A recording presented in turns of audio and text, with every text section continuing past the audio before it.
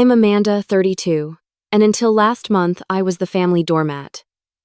During our annual reunion, my father punched me square in the face in front of 39 relatives when I finally stood up for myself. The worst part, my mother laughed while my brother Justin clapped, saying, "Serves you right." They never suspected that the quiet daughter they'd pushed around for decades had the power to destroy everything they valued. That night, I made 3 phone calls that changed our family forever.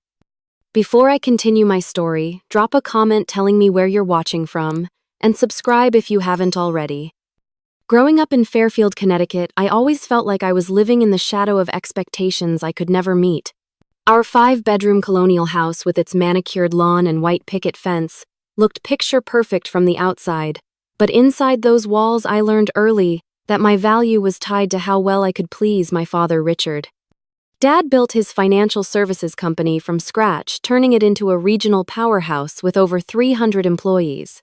His success in business, however, came with a temperament that made our home feel like walking through a minefield.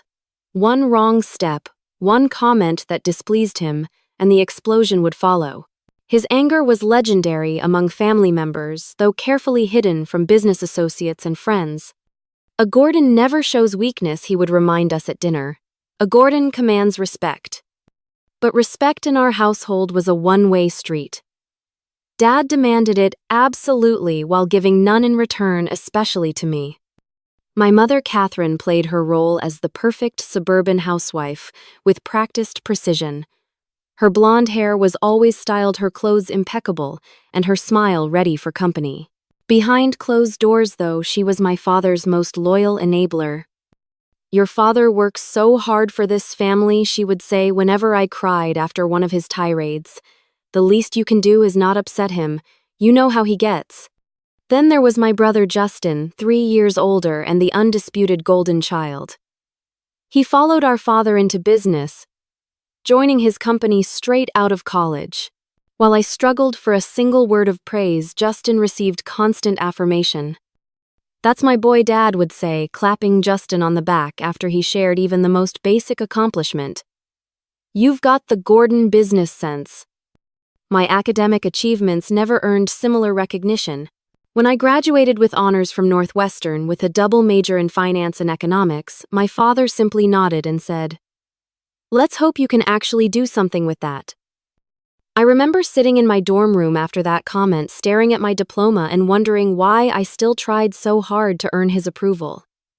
Yet, some desperate part of me never stopped seeking it.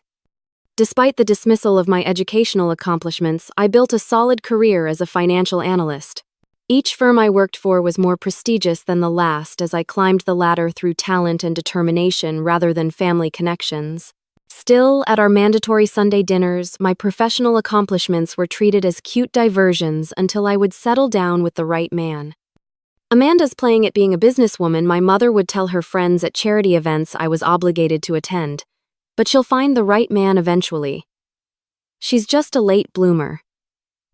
These comments stung, especially as I moved into more senior positions that demanded 60-hour work weeks and complete commitment. My relationships suffered under the weight of my career and my family's disapproval. My last boyfriend, Thomas, ended things after 6 months when I canceled our weekend getaway to help my mother plan a garden party. "You'll never prioritize anyone over your family," he said as he packed his things. "And the sad thing is, they don't even appreciate it." He was right, of course. I maintained my distance physically by living in the city, but emotionally, I remained tethered to their approval. Every achievement was measured by whether it might finally earn my father's respect. Every promotion was an opportunity to prove my worth. 2 months ago, everything changed. I was offered a senior position at Blackwood Financial, one of the most prestigious firms in the country. The salary was double what I had been making, the team exceptional, and the opportunity exactly what I had worked toward for a decade. What made it even more significant was that Blackwood was known for their ethical standards and transparent practices, something I valued deeply. There was just one complication. Blackwood occasionally competed with my father's firm for certain clients. Nothing directly adversarial, but enough overlap that I knew he might see it as a betrayal. Still, after weeks of consideration, I accepted the position. For once, I chose my career over potential family fallout. As our annual family reunion approached, I decided this would be the moment I would finally share my news. Perhaps I thought naively the achievement would be significant enough that even my father would have to acknowledge my success. With 40 family members as witnesses, surely he would offer at least token congratulations. How completely catastrophically wrong I was. The day of the reunion arrived with perfect early summer weather. Pulling into my parents' circular driveway, I saw the collection of luxury cars already lining the entrance. I straightened my navy blue dress, applied a fresh coat of lipstick, and reminded myself that I was a successful professional about to become even more so. This knowledge would be my armor. My mother opened the door before I could knock her critical gaze, immediately sweeping over me from head to toe. "Amanda dear, you finally made it. Everyone's already here." She air-kissed near my cheeks, careful not to smudge her makeup. "That dress is a bit formal for a family gathering, isn't it? And you look thin. Are you eating properly?" Before I could answer, she was already turning away, calling out to my Aunt Patricia about the new caterer she had hired. Some things never changed. I made my way through the house, stopping to greet relatives I hadn't seen since the previous year. Uncle Robert and Aunt Jean asked about my job, seeming genuinely interested until Justin appeared, sliding his arm around my shoulders with false camaraderie. "Little sister is still playing with spreadsheets," he announced with a chuckle that diminished my entire career to a child's game. Meanwhile, I just closed the Henderson account. 7 figures potential for 8 next year. "That's wonderful," Justin, Aunt Jean said, immediately shifting her attention to him. "Your father must be so proud." I extracted myself from his grip and moved toward the back patio where my father held court. He was telling one of his business war stories to a captive audience of male relatives, tumbler of scotch in hand. When he saw me, he gave a brief nod before continuing his story without pause. Throughout the afternoon, small moments of dismissal accumulated like paper cuts. When I mentioned a financial strategy I had developed for a client, my mother interrupted to ask if I had found anyone special yet. When I helped in the kitchen, my aunt wondered aloud why such a pretty girl was still single at her age. When I joined a conversation about market trends, Justin talked over me until I fell silent. The worst moment came when I overheard my parents in the kitchen as I was returning from the bathroom. "Amanda looks tired," my mother said. "All work and no personal life is aging her." "If she had Justin's business sense, maybe the work would be worth it," my father replied. "But she's always been soft, too concerned with ethics and feelings rather than results. That's why she'll never make it to the top." I froze in the hallway, their words hitting harder than they knew. After 13 years building my career, I was about to reach a pinnacle they couldn't even comprehend, and still they saw me as the family disappointment. At 4:30 in the afternoon, my mother announced that dinner would be served at 6 o'clock sharp in the formal dining room. As relatives dispersed to freshen up, I retreated to my old bedroom, now converted to a guest room with no trace of my childhood visible. Sitting on the edge of the bed, I stared at my reflection in the vanity mirror.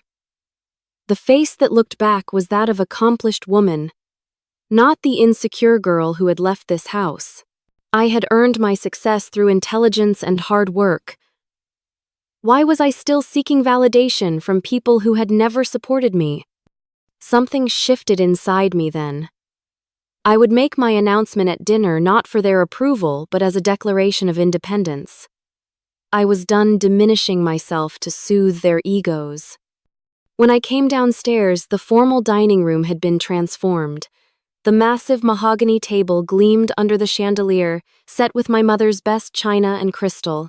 Place cards positioned family members according to my mother's complex social hierarchy. Mine was near the far end between my mother's second cousin and an elderly great-aunt with hearing loss. My father sat at the head of the table naturally. Justin at his right hand, my mother at his left. The inner circle of power in the Gordon family had never been subtle. As servers brought out, the first course conversations bubbled around the table. Aunt Patricia's daughter was expecting her second child. Cousin William had purchased a vacation home in the Hamptons. Uncle David's son had been accepted to Princeton. I ate my soup silently, waiting for the right moment. It came during the main course, a brief lull in conversation, as people focused on cutting their perfectly cooked steaks. "I have some news I'd like to share," I said, my voice carrying clearly across the table. 40 pairs of eyes turned toward me with varying degrees of interest. "I've accepted a new position," I continued, straightening my shoulders. "Senior financial strategist at Blackwood Financial." There was a moment of impressed silence before my father's fork clattered against his plate. "Blackwood," he repeated, his voice dangerously quiet. "My competitor." "They're not a direct competitor, Dad," I clarified. "There's some overlap in services, but different client bases and approaches." "Different approaches, indeed," he said, his face flushing. "They undercut established firms with flashy promises and progressive nonsense. Actually, they're known for ethical practices and transparency," I corrected before I could stop myself. "Their client retention rate is the highest in the industry because they deliver consistent results without hidden fees or accounting tricks." The table fell silent. No one ever contradicted Richard Gordon, especially not at his own dinner table, and absolutely never his own daughter. "What exactly are you implying about my business practices?" he asked, his voice dropping to the quiet tone that had always preceded his worst outbursts. I should have backed down.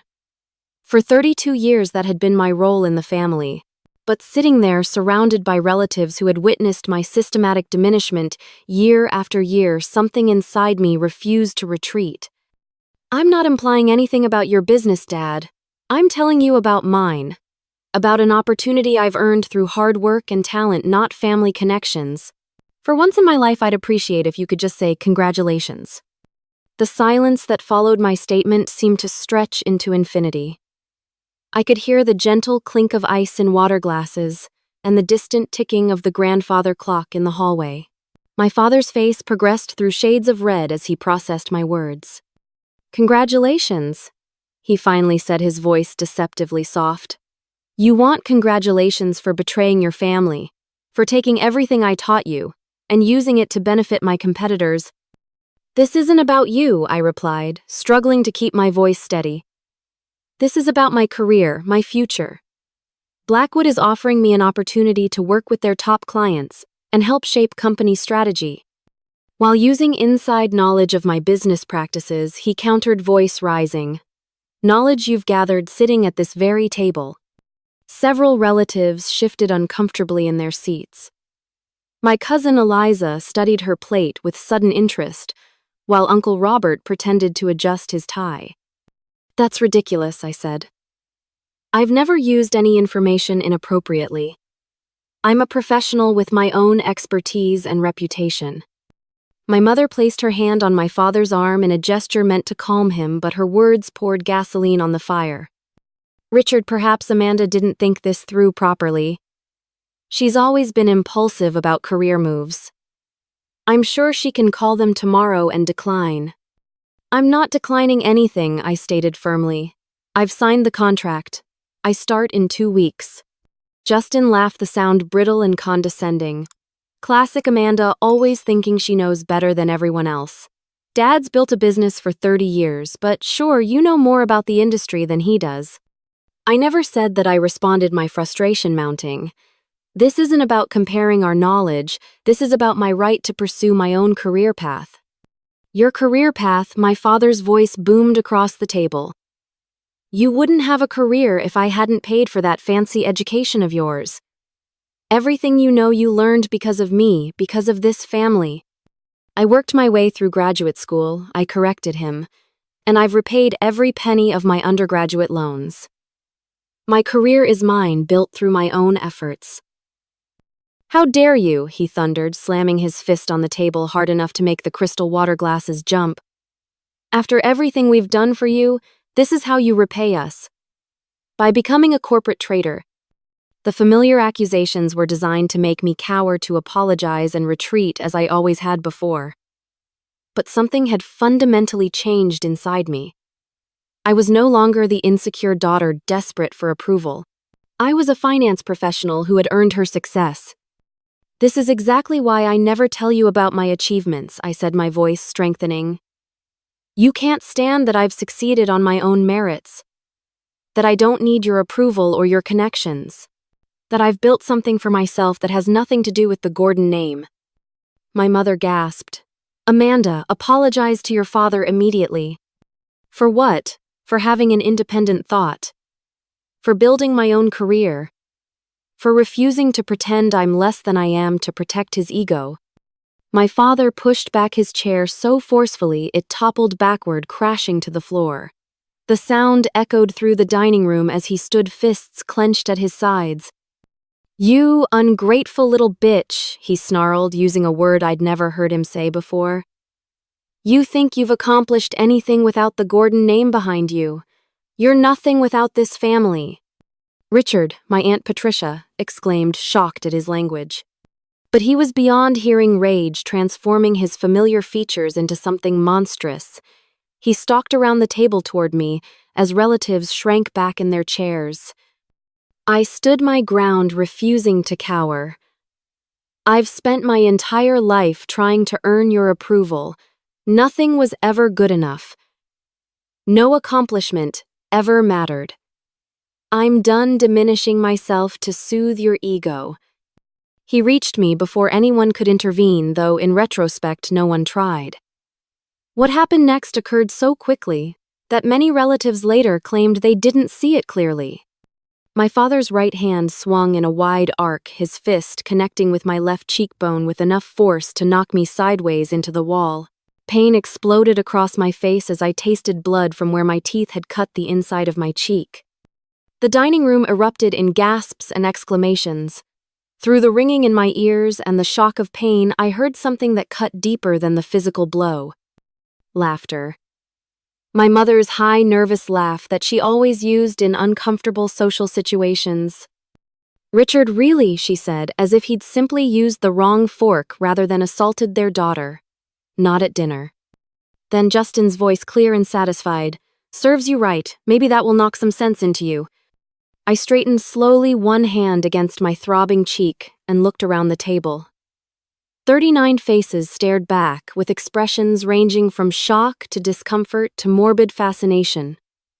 Not one person stood up. Not one relative moved to help me or confront my father. Blood dripped from my split lip onto my mother's pristine white tablecloth. The perfect metaphor for our family appearance of perfection stained by violence just beneath the surface. Without a word, I turned and walked steadily from the dining room through the kitchen and out the side door to my car. No one called after me. No one followed to check if I was okay. As I drove away from the house, I glanced in the rearview mirror. My left cheek was already swelling, a dark red mark blooming where my father's knuckles had connected with my face. The physical pain was nothing compared to the final shattering of the illusion that my family might someday value me. I drove in a state of shock muscle memory, guiding me to a hotel 20 miles from my parents' house. At the reception desk, I kept my injured side turned away, speaking quickly about needing a room for the night. The clerk, busy with a phone call, barely looked up as he processed my credit card and handed me a key card.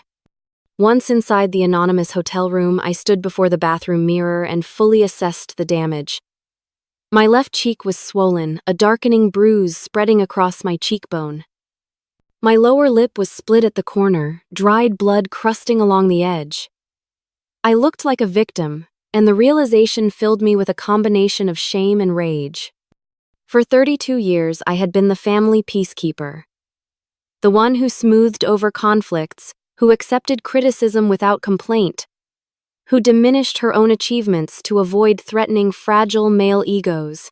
And my reward, a punch in the face in front of the entire extended family, followed by laughter and mockery. I checked my phone. No calls. No messages. Not from my mother asking if I was safe. Not from any of the 39 relatives who had witnessed my father's violence. Not even from Aunt Jean, who had always slipped me sympathetic looks during family gatherings. The absence of concern spoke volumes. This was the family dynamic laid bare I was not worth checking on. My physical and emotional safety were irrelevant compared to maintaining the fiction of Gordon family perfection. I sat on the edge of the hotel bed ice pack pressed to my face and allowed myself to remember moments I had spent years suppressing. Age 7 crying because I'd earned the highest math score in my class, but my father was too busy praising Justin's soccer goal to look at my test paper. Age 12 overhearing my mother tell her friend that while Justin had inherited the Gordon business sense, I would hopefully at least find a successful husband. Age 16 winning a prestigious economics competition only to have my father question whether the judges had lowered their standards for girls. Age 22 bringing home my first serious boyfriend to have my father spend the entire dinner interrogating him about his career prospects while my mother critiqued my cooking appearance and conversational skills. Age 27 being passed over for promotion at my first financial firm only to discover that my father had called the managing director to suggest I wasn't ready for additional responsibility. The pattern was clear, consistent, and would never change unless I forced it to change. I opened my laptop and logged into my secure work server. As part of my due diligence before accepting the Blackwood position, I had researched potential conflicts of interest. What I discovered about my father's business practices had shocked me, but family loyalty had prevented me from acting on the information. His firm had engaged in multiple instances of questionable billing tax strategies that skirted legality and in at least 3 cases outright misrepresentation of investment performance to clients. Nothing that would necessarily trigger automatic regulatory action, but definitely practices that would destroy client trust and company reputation if exposed. I had saved the documentation telling myself it was professional thoroughness rather than potential leverage. Now, staring at the files, I realized I had always known on some level that this moment might come. The moment when family loyalty would clash irreconcilably with personal integrity. My father had built his success partly through intimidation and fear.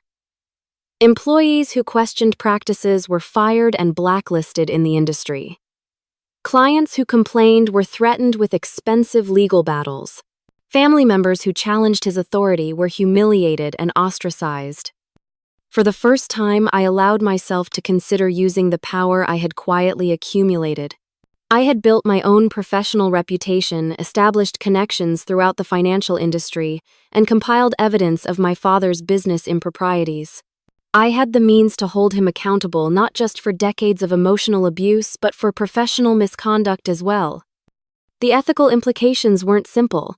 Exposing my father would affect innocent employees at his firm. It would devastate my mother's social standing, the only currency she truly valued. It would destroy Justin's inheritance and future. It would splinter the extended family into factions. But allowing the abuse to continue unchallenged would destroy me. I had spent my entire life trying to earn love and respect from people, incapable of giving either. The physical assault had merely made visible the violence that had always existed beneath the surface of our relationship. As midnight approached, I made 3 separate lists: people who could help me, potential consequences of action versus inaction, and what I hoped to achieve beyond simple revenge. By 1 a.m, my decision was made. There were 3 phone calls I needed to make. 3 conversations that would set unstoppable forces in motion. 3 connections who could help me ensure that Richard Gordon would face consequences for his actions, both personal and professional. I set my phone on the nightstand and slept deeply, for the first time in years, the decision bringing unexpected peace. Tomorrow would change everything, but tonight I could rest, knowing I had finally chosen myself over family obligation. I woke early the next morning, my face throbbing but my mind clear. The hotel room was silent except for the distant hum of the air conditioning. I checked my phone again, still no messages from family. Their silence confirmed I was making the right decision. After showering and carefully applying concealer to the worst of the bruising, I sat at the small desk by the window and prepared to make the first call. The contact was saved in my phone simply as Michael C.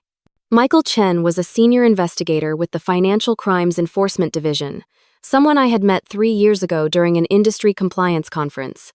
We had stayed in touch professionally, occasionally meeting for coffee to discuss regulatory changes. I dialed his direct number and he answered on the third ring. "Amanda, this is unexpected.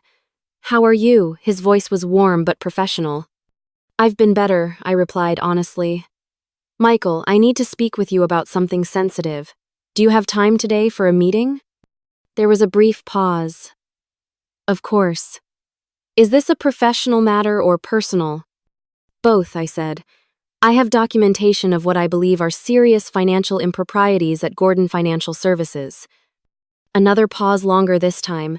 "Your father's company?" "Yes." "This is a significant step, Amanda. Are you certain you want to proceed?" "I am.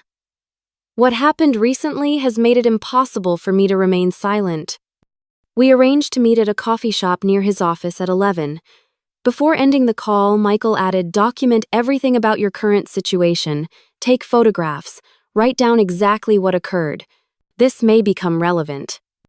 I followed his advice, using my phone to photograph my injuries from multiple angles, then writing a detailed account of the previous evening's events. The clinical process of documentation helped create emotional distance from the trauma. At precisely 11, I sat across from Michael in a quiet corner of the coffee shop. He winced visibly when he saw my face, the concealer unable to completely hide the bruising. "I think we should start with what happened to you," he said quietly. I gave him a concise account of the family dinner, my father's violent reaction to my new job, and the disturbing responses from my mother and brother. As I spoke, Michael took notes, his expression becoming increasingly grave. "Have you filed a police report?" "Not yet. That's part of my second call today." He nodded. "Now about the financial documentation you mentioned."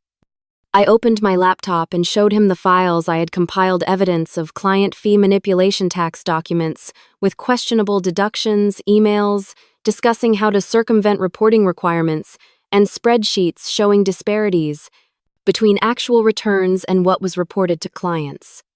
Michael reviewed everything carefully, occasionally asking clarifying questions.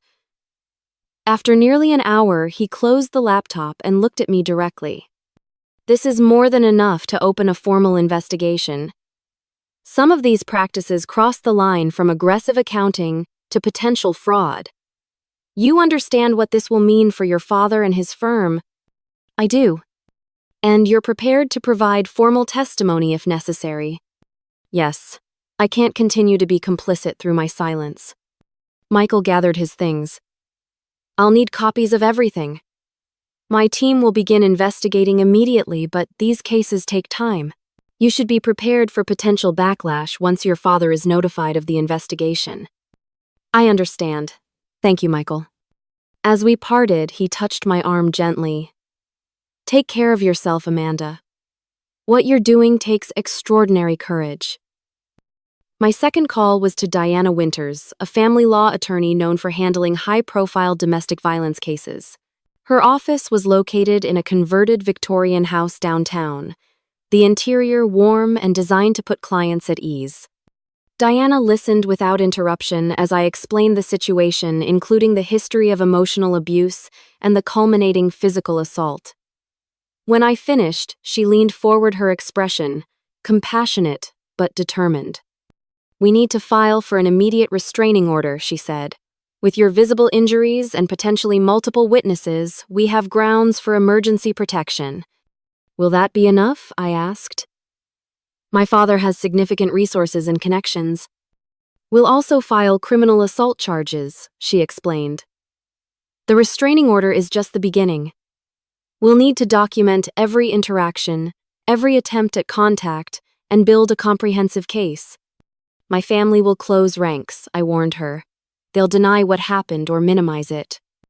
"That's common in families with long-established patterns of abuse," Diana acknowledged.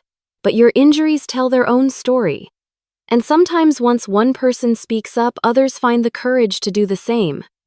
We spent the next 2 hours completing paperwork, Diana photographing my injuries for legal documentation and preparing the restraining order application.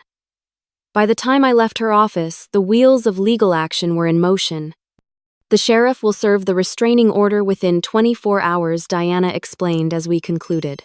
"Your father will be legally prohibited from contacting you or coming within 500 feet of you, your home or your workplace." If he violates this order, he will be subject to immediate arrest.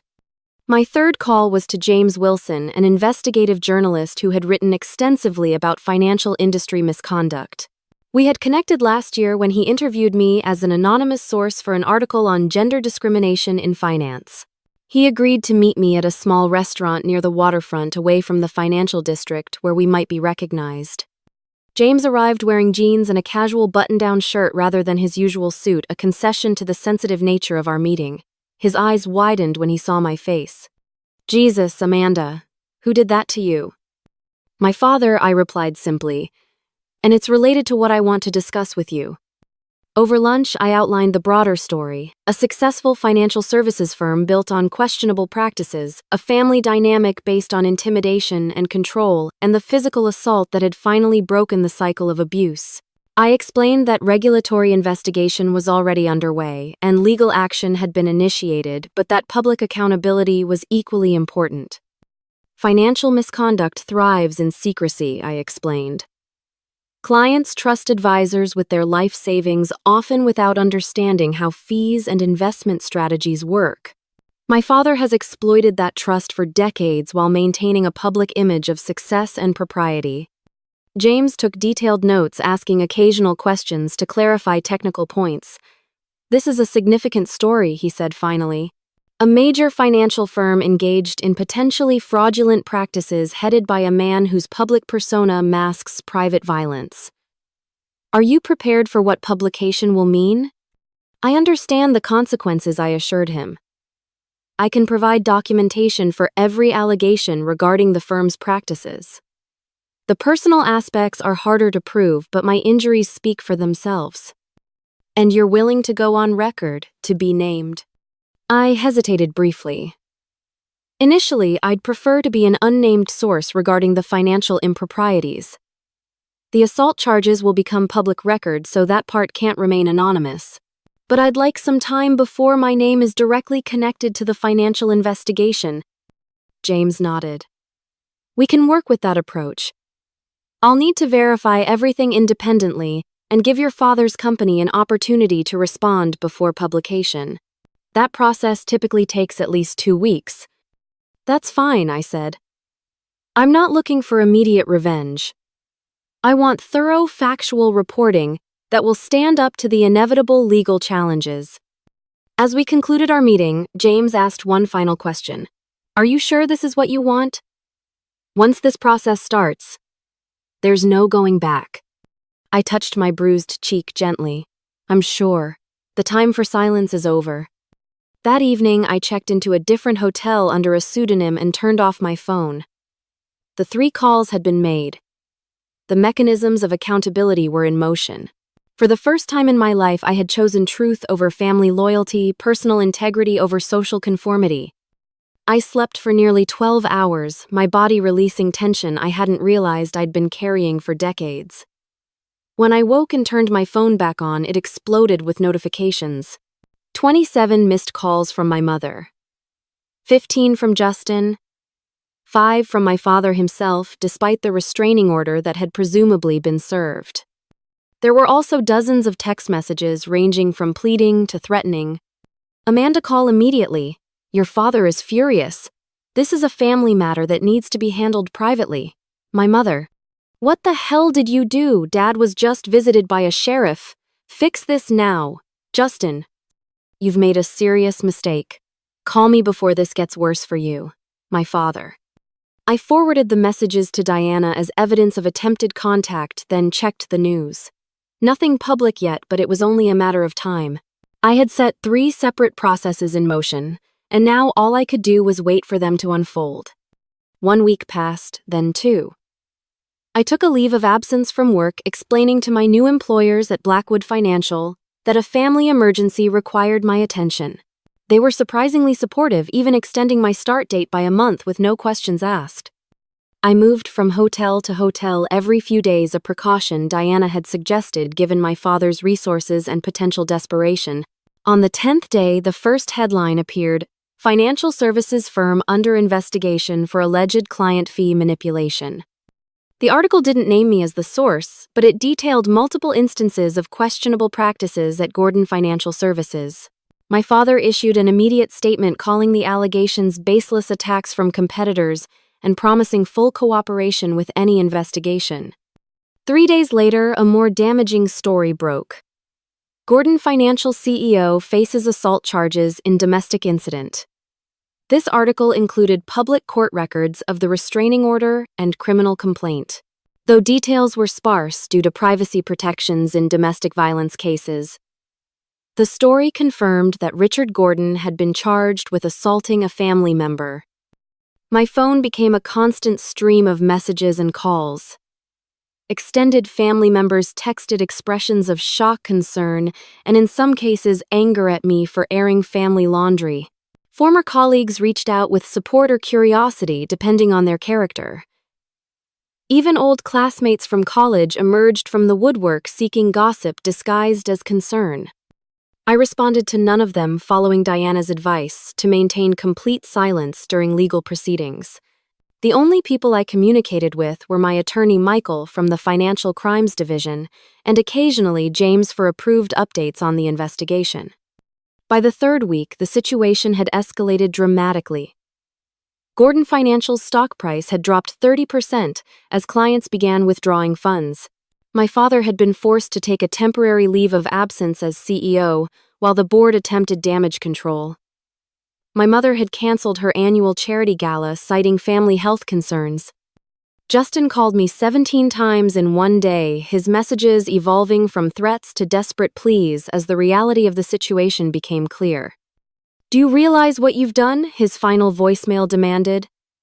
"Dad's reputation is destroyed. Mom can't show her face at the club. The company is losing clients every day. All because you couldn't take a little criticism. You've ruined this family out of spite." His words revealed how completely he had internalized our father's worldview.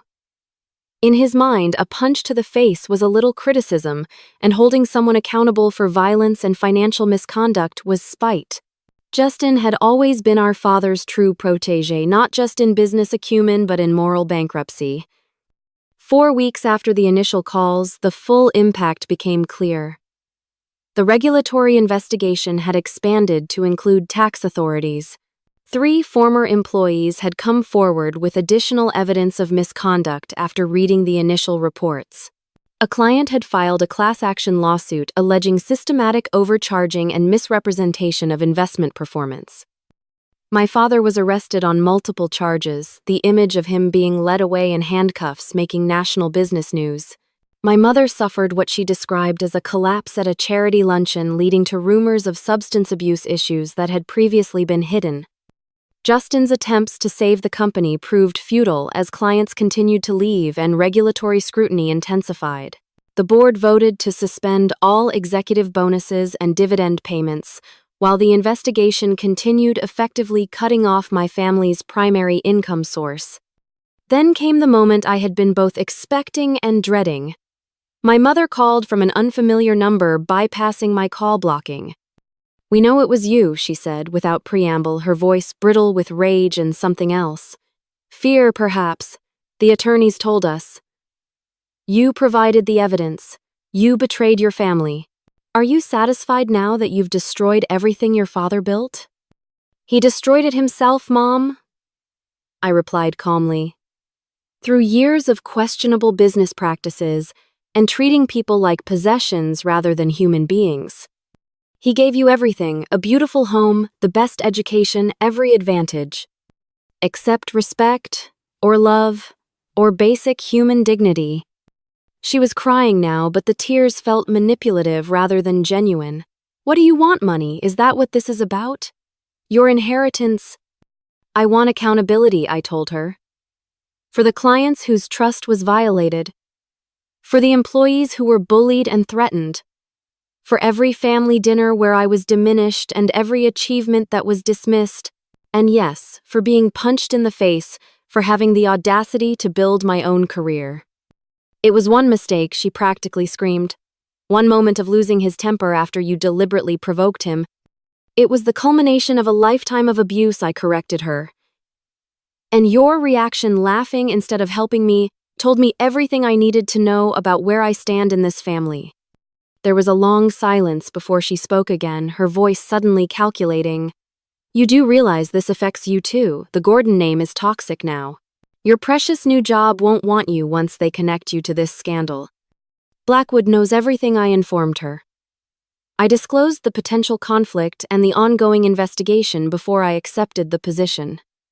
Unlike Dad, I believe in transparency and ethical conduct. I could almost hear her worldview shifting, realizing for the first time that the quiet, compliant daughter had been several steps ahead all along. You planned this, she whispered. All of it. No, Mom. Dad planned it through decades of abusive behavior and questionable business practices. I just finally stopped protecting him from the consequences. After ending the call, I sat in silence for a long time, processing the strange mixture of grief and liberation I felt. The family I had desperately sought approval from was collapsing, their carefully constructed facade of success and propriety crumbling under the weight of truth. Yet amid the wreckage, I found myself standing taller, breathing easier. For the first time in my life, I had honored my own worth rather than sacrificing it for family peace. The cost was enormous, but so was the freedom on the other side of that sacrifice. 6 months passed each day, bringing both challenges and unexpected gifts. I moved to a new apartment in a secure building, changed my phone number, and gradually rebuilt my life on my own terms.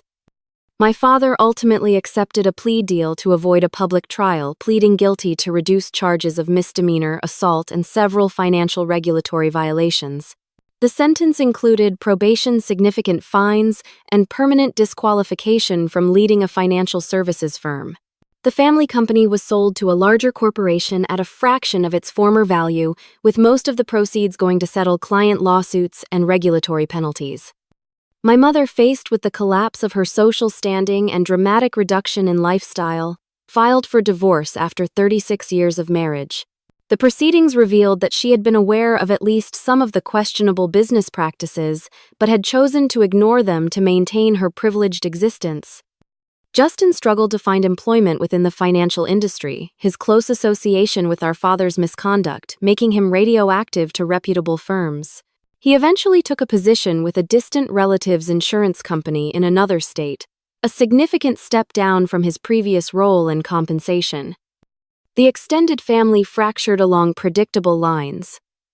Some relatives cut contact with me, entirely viewing me as the villain who had destroyed a successful family.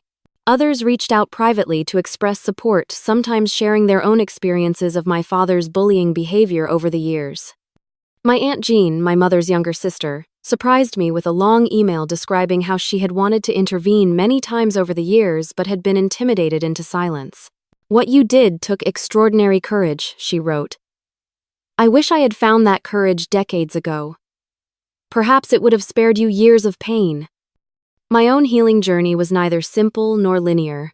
I began working with a therapist specializing in family trauma, gradually unpacking the complex layers of my upbringing. There were days of overwhelming guilt, questioning whether I had gone too far in my response to a single act of violence. There were nights of profound grief for the loving family I had always wanted, but never had. But there were also moments of unexpected joy and discovery. I formed deeper connections with friends who had stood by me throughout the ordeal. I rediscovered passions and interests that had been set aside in my endless quest for parental approval. I learned to recognize my own worth, independent of external validation. My professional life flourished at Blackwood Financial. Far from being tainted by association with the scandal, my actions in exposing financial misconduct were viewed as evidence of integrity and commitment to ethical practice. 6 months into my new role, I was asked to help develop enhanced compliance training for the entire firm. One rainy Tuesday, I received an unexpected letter with my mother's handwriting on the envelope. I almost discarded it unopened, but curiosity won out. Inside was a 5-page handwritten letter that began with recriminations but gradually shifted into something resembling reflection. I still believe you went too far, she wrote toward the end. But I've been thinking about what you said about respect and dignity. Looking back, I can see that your father and I often dismissed your achievements and priorities. That was wrong of us. I'm trying to understand how that felt to you, though it's difficult to put myself in your shoes. It wasn't an apology exactly, but it was perhaps the closest thing to honest self-reflection I had ever seen from her. I didn't respond immediately, taking time to process my feelings with my therapist. Eventually, I sent a brief but cordial reply, establishing clear boundaries while leaving the door slightly open for a potentially healthier relationship in the distant future. As the one-year anniversary of that fateful family dinner approached, I realized how completely my life had transformed. The constant anxiety that had been my lifetime companion had diminished significantly. The reflexive need to minimize my achievements to avoid threatening fragile egos had faded. The desperate hunger for approval from people incapable of giving it had been replaced by genuine self-respect. The journey had been painful beyond words. There were relationships that would never be repaired, family bonds permanently severed. The costs had been real and substantial, but so were the gains: authenticity, integrity, and the freedom to exist as my full, undiminished self. In the end, I discovered that family isn't defined by blood alone, but by respect, support, and genuine care. The family I had been born into had failed those basic tests, but the family I was building through meaningful friendships and healthy connections was proving far more nurturing. The most profound lesson was perhaps the simplest: that we teach people how to treat us by what we accept, what we resist, and what consequences we establish. For 32 years, I had accepted diminishment as the price of belonging. The moment I refused to pay that price any longer was the moment I truly began to heal. If you've ever stood at a similar crossroads, weighing family loyalty against self-respect, know that there is life on the other side of that difficult choice. It may not be the life you imagined, but it might be the one where you can finally breathe. What would you have done in my situation? Have you ever had to choose between keeping the peace and standing up for yourself? Share your thoughts in the comments below. If this story resonated with you, please like and subscribe for more content about setting boundaries and healing from family trauma.